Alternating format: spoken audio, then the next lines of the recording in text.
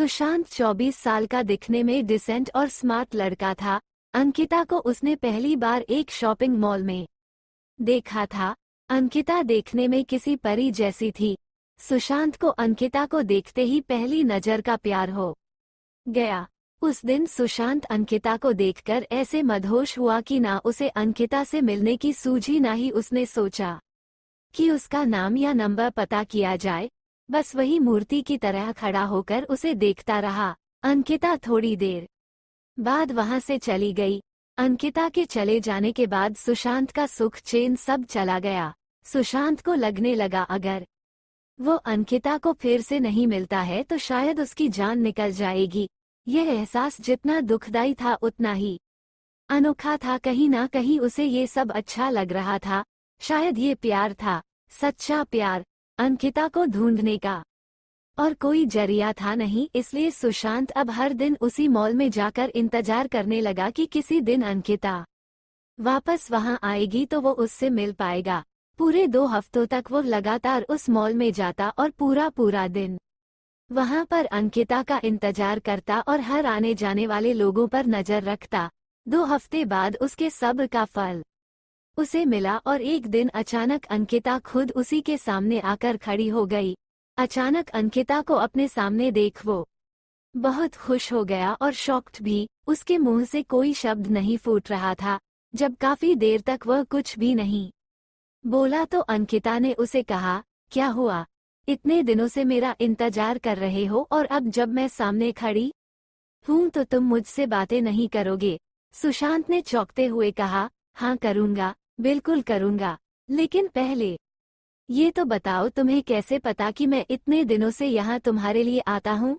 मुझे ये सब इसलिए पता है क्योंकि जिस दिन से तुमने मुझे देखा और उसके अगले दिन से तुम यहाँ हर रोज मेरी तलाश में आने लगे, उसी दिन से मैंने भी तुम पर जासूसी करना शुरू कर दी थी। अंकिता ने कहा। सुशांत के मन में एक और सवाल कौधा। उसने पूछा, अच्छा ये तो समझ में आया कि तुमने मुझ पर बरोबर जासूसी की है, लेकिन फिर भी यह क्लियर नहीं हुआ कि तुम्हें कैसे पता चला कि मैं तुम्हारी तलाश में यहाँ पर आता था। और एक सवाल कि जब तुम्हें ये पता चल गया कि मैं तुम्हारे लिए यहाँ आता हूँ, तुम्हें अजीब नहीं लगा या मुझ पर गुस्सा नहीं आया? अगले दिन आकर जब तुमने मेरे बारे में उसी दुकान में पूछताछ की जहाँ से मैंने खरीदी की थी, तो उस दुकानदार ने तुम्हें तो मेरे बारे में कुछ भी नहीं बताया, लेकिन मैं उसकी रेगुलर कस्टमर हूँ, इसलिए उसने फोन करके तुम्हारे बारे में मुझे सब कुछ बता दिया था। मुझे अजीब लगा था कि कोई क्यों मेरे बारे में छानबीन कर रहा है, इसलिए मैंने उसी दिन से यहाँ पर आकर तुम पर जासूसी करना शुरू कर दिया और दूर से ही तुम पर नजर रखने लगी। अंकिता ने कहा।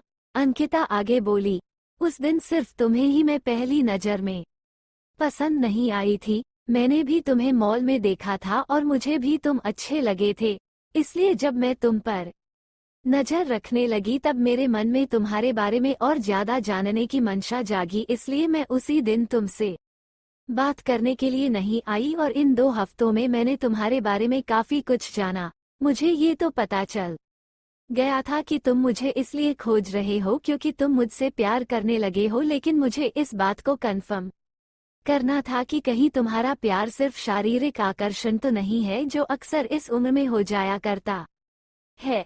लेकिन जैसे जैसे दिन बीत गए और मैंने देखा कि तुम बिना धीरज कोई और बिना इंटरेस्ट यूज किए उतनी ही शिद्दत से मेरे लिए यहाँ आते थे और मुझे तलाशते रहते थे, तो मुझे यकीन हो गया कि यह महज एक आकर्षण नहीं है, बल्कि तुम सच में मुझसे प्यार करने लगे हो। और इस बात को तब और ज्यादा मजबूती मिल गई जब मैंने देखा कि मॉल में मुझसे भी ज्यादा सुंदर लड़कियां तुम्हारे पास से गुजरती थी, लेकिन तुम उनमें सिर्फ मेरा चेहरा देखना चाहते थे। इन 2 हफ्तों में तुम पर नजरें रखते रखते मेरे दिल में भी तुम्हारे लिए प्यार जाग गया। और मेरा प्यार भी आकर्षण नहीं है, क्योंकि मुझे भी अब बिना तुम्हें देखे चैन नहीं आता है और मैं भी वही चाहती हूँ जो तुम चाहते हो, इसलिए आज मुझसे रहा नहीं गया और मैं तुम्हारे सामने आकर खड़ी हूँ। सुशांत ने अंकिता को अपना नाम बताया और उसका नाम पूछा और उसे प्रपोज किया। अंकिता ने हाँ कहा और दोनों के ही चेहरों पर अपने सपनों के हमसफर से मिलने की खुशी चमक उठी और एक प्यारी सी क्यूट लव स्टोरी का हैप्पी एंडिंग हुआ।